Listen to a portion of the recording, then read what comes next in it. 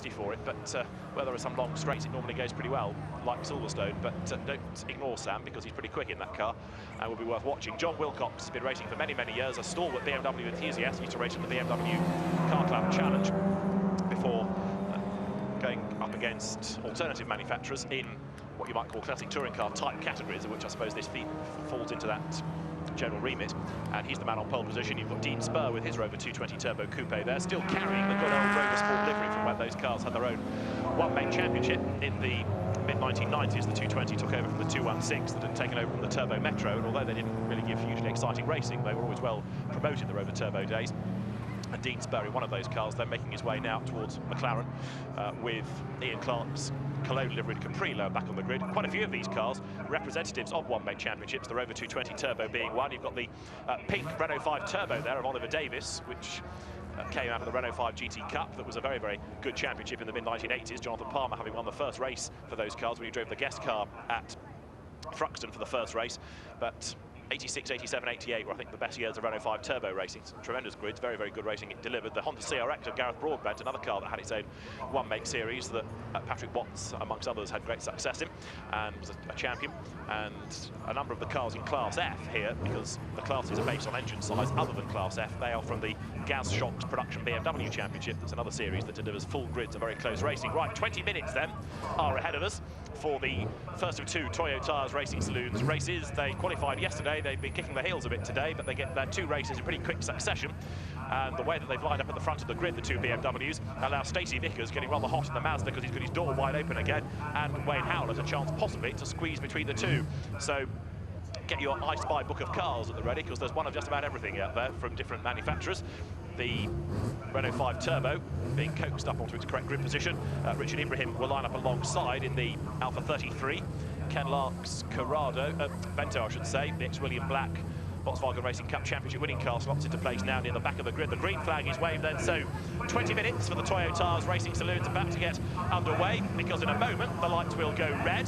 When they do so, engine notes will rise, and then when the lights go out, the race will be underway any second now. And who makes the best start? It's not Stacey Vickers, who goes nowhere in the Mazda. And is everybody going to miss him? Because so far so good. Renault dodges round, BMW dodges, Golf dodges round. Everybody, thankfully, has missed the Mazda. That is a round of applause as well. So those that did get off the line make their way now down through Paddock Hill Bend for the first time. It's Andrew Busby from the outside of row one that has made the best start. He leads the way. John Wilcox is second, and then Colin Tester, the local hero in the Black Sierra, trying to go around the outside of him there as they turn out of Druids now down towards Graham Hill Bend for the first time. Stacey Vickers gets going, but a long, long way back as he turns into Paddock Hill Bend. Out of Graham Hill Bend, though, come the leaders, and you've got number 10 there, which is Roger Kneebone in the M5 BMW looking to gain ground, and Ken Lark in the Vento really hurling the car around. Now that is another one-make championship type car, because the Vento Challenge began in the 1994 season. It's a car from that, but Ken being held up there by BMWs as he goes towards Surtees. Gets through the traffic now. It's at the end of lap number one, then up towards the line. It's Andrew Busby in the lead of the race. In second place, coming past the pits is John Wilcox. Then third is Colin Tester. In fourth in the BMW M5 there is Roger Kneebone. In fifth is Wayne Howlett. Dean Spur is sixth. In seventh place, going past the pits now, is Rob Sadler. In eighth place, it's number 108, Peter Seldon.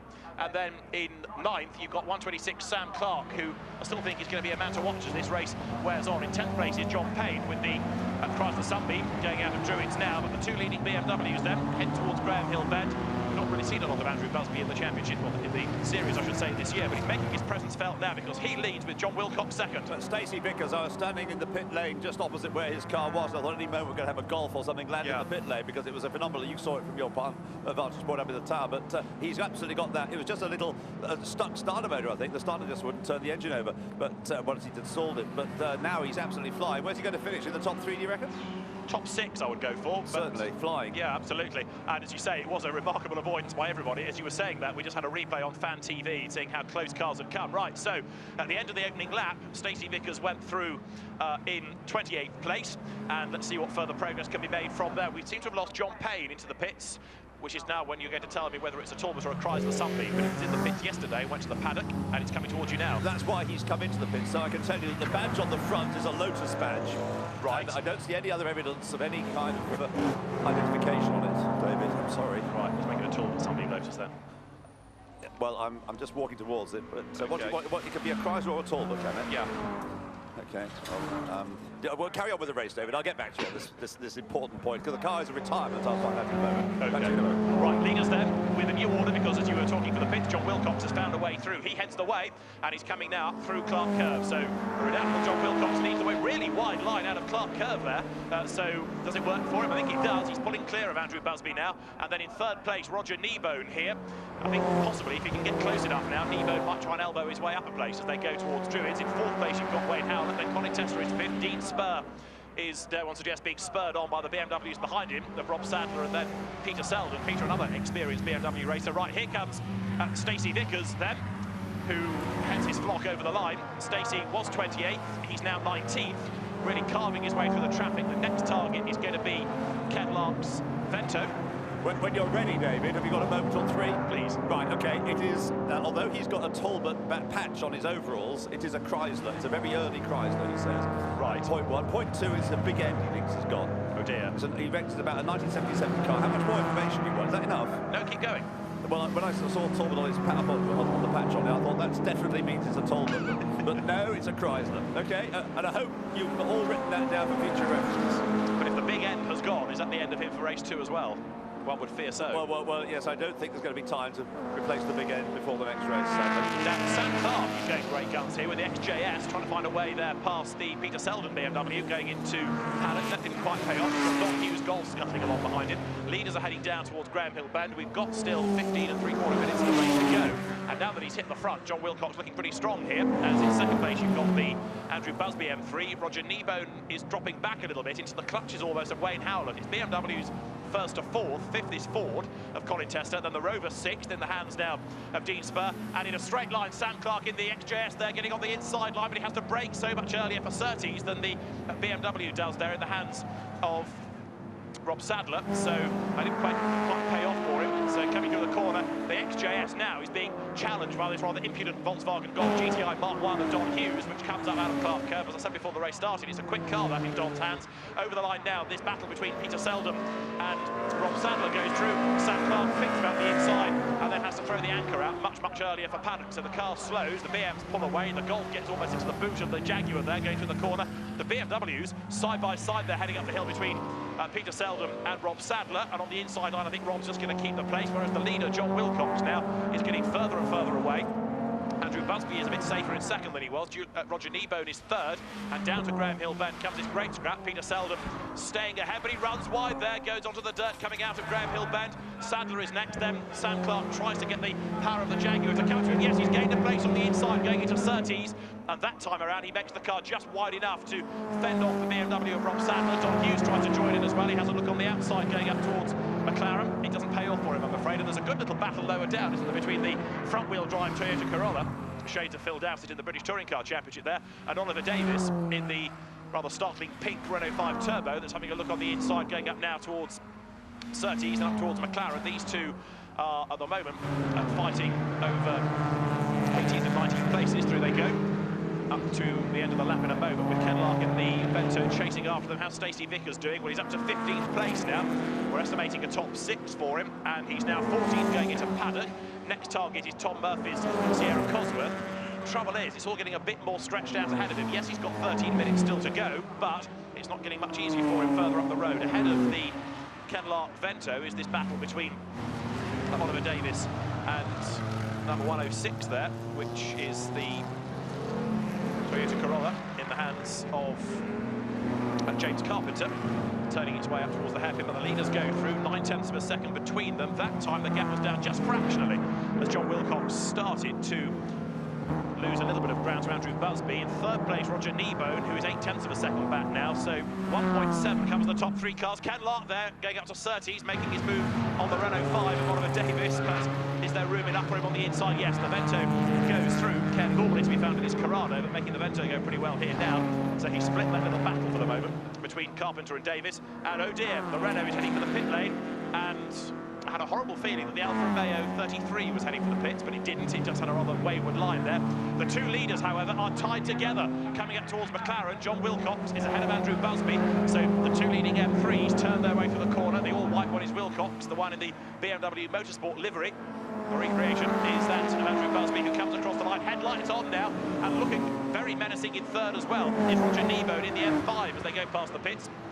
So Busby led early on, and with 12 more minutes of the race to go, he's coming back now at the leading car. In fourth place, it's Colin Tester, Sierra Cosworth that's losing touch a little bit. In fifth place now fourth is Wayne Howlett, I should say. Fifth is Colin Tester's Sierra, coming down to Graham Hill Bend in a moment, and Wayne Howlett falling off the back of that little group ahead as the traffic now becomes more of a factor for the leaders here. Oliver Davies has driven straight through the pits, so I think he's going back to the paddock to see presumably whether he can fix the car for the next race.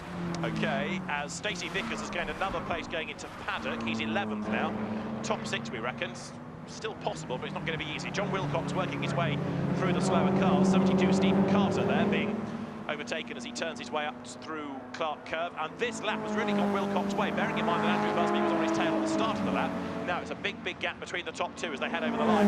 In third position is still Roger Nebo. Wayne Howlett is almost with him now. He's coming back at him in the newer shape BMW M3. Colin Tester in the Sierra Cosworth goes by. Another car in a comparable age was the M3 BMW, because that also came into production saloon and international touring car racing in 1987. And then behind them in sixth place is 108 Peter Selden, seventh is number 126 Sam Clark, and coming out of Druids now at Roger Nebo, working his way through the traffic. Wayne Howlett almost there with him. Down through Graham Hill Bend they come. Roger Nebo goes wide, the wrong side of the curve, bounces over the grass brink, back onto the circuit, and two of the production BMWs have got themselves together there, because Richard Thomas and Stephen Carter, side by side, going up towards Surtees, and through on the inside goes Carter, so he gains a place there. Meantime, as the leaders have gone by, the gap last time was over a second between the top two. This time in the traffic, John Wilcox, I think, has made a better fist of it, yes he has, so he's managed to extend the gap just a little bit more coming through now. So over the line goes John Wilcox. In second place, it is Andrew Busby. Roger Nebo there third. What about Wayne Howlett's chances? The traffic certainly is influencing things to an extent. He's lost a little bit of ground that time. And the next car through is Colin Tester, number 120, working his way through the production BMWs. They're rather busy having their own battle. Stacey Vickers is the next one to keep an eye on, who should be through in a moment. Now, Stacey Vickers is 11th, but the top 10 is a long way up the road. So I think maybe the top 6 is being a bit optimistic for him, unless there's a safety car, which is always possible. But Stacey Vickers now has got to make up an enormous chunk of time, which may be possible before the end. We've still got just under 10 minutes of the race to go, but as I say, it's not going to be easy. The gap here between Sadler and Vickers is 9 seconds, but Stacey is lapping over a second a lap quicker, so he's got 9 seconds in 9 minutes. It is just about doable before the very end.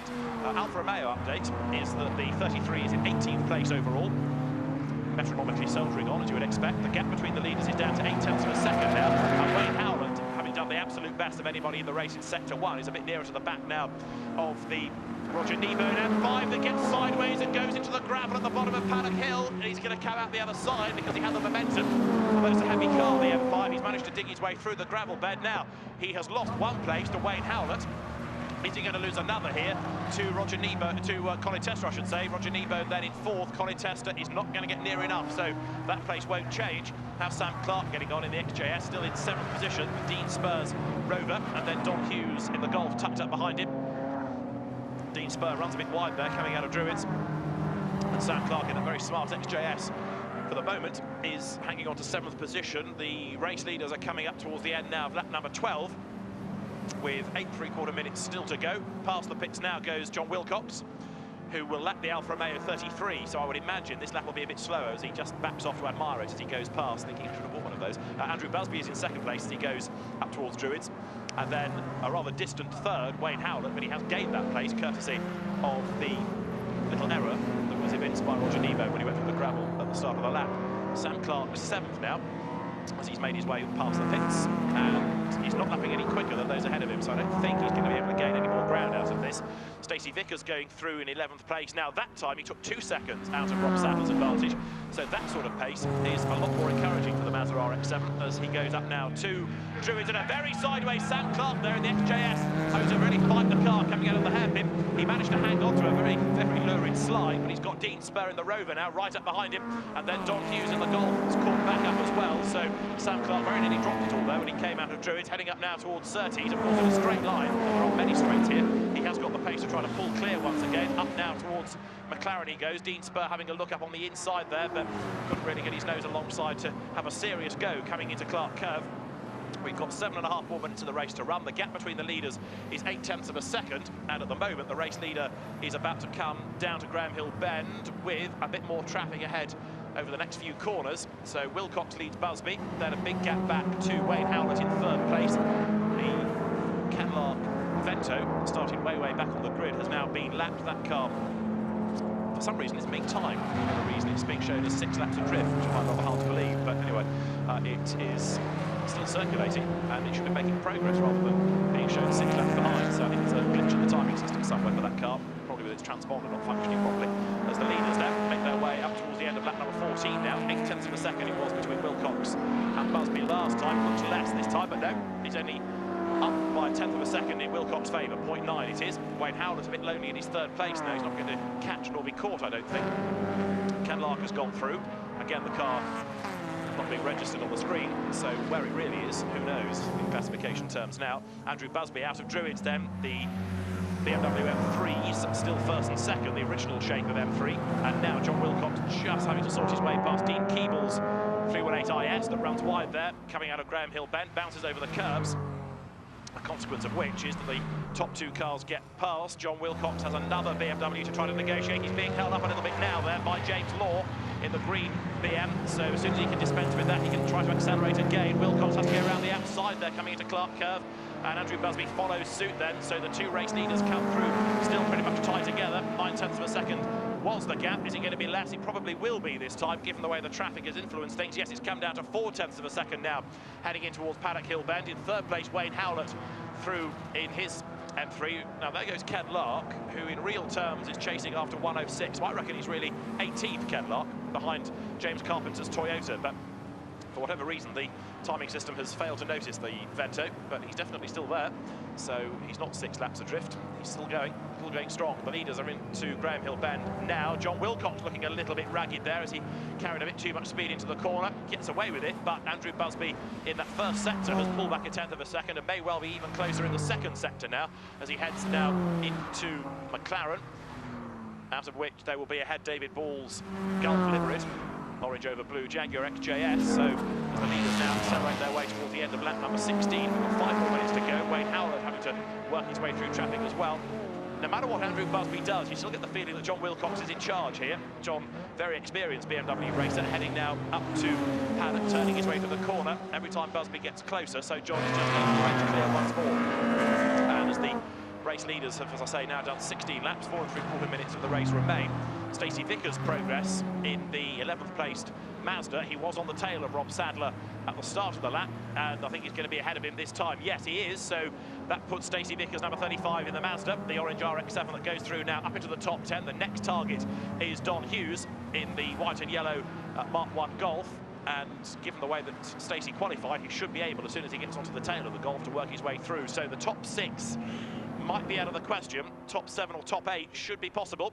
Andrew Busby coming out of Clark Curve, working his way past Lawrence Ball's XJS, in fact that is, as he comes through now, making his way up past the pits, and then the next pair of cars behind are going to be those of Wayne Howlett and Roger Nebo. Through goes the leading pair, 11/10 now between the 2 BMWs. A bit frustrating this for Andrew Busby. Close, but not close enough at any point, really, since he lost the race lead. 3rd still is Wayne Howlett. Roger Nebo having faded away in 4th after his trip through the gravel. Colin Tester 5th in the Sierra, and lapping a little quicker as well. He's taken 3/10 out of the margin there, so that's a gap that's coming down.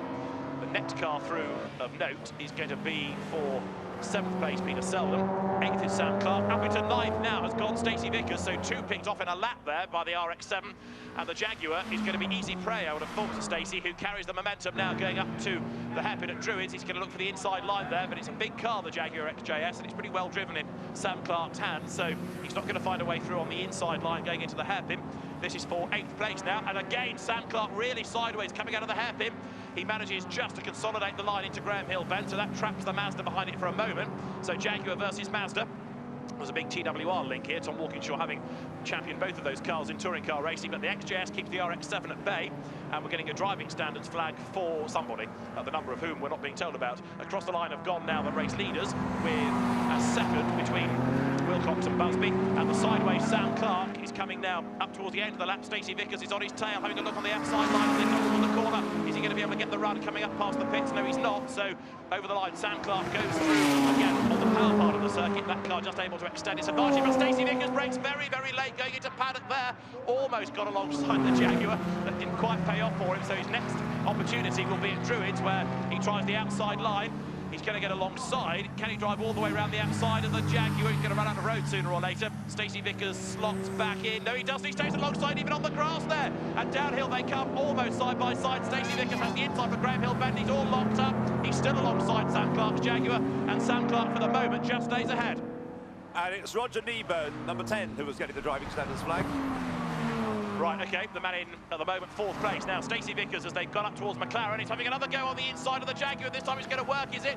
Sam Clark tries to squeeze him out, but no, Stacey Vickers on the inside line has made this one stick. So, from being last away after the car got bogged down on the grid, Stacey Vickers now, number 35, is up into 8th place.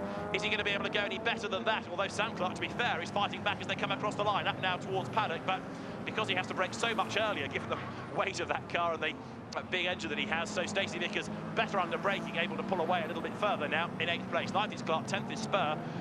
Now, Stacey Vickers has got to make up 13 seconds against the next target of Dean Keeble, which I don't think is going to happen for him. But it's been a good effort, this, by Sam Clark and by Stacey Vickers in that battle.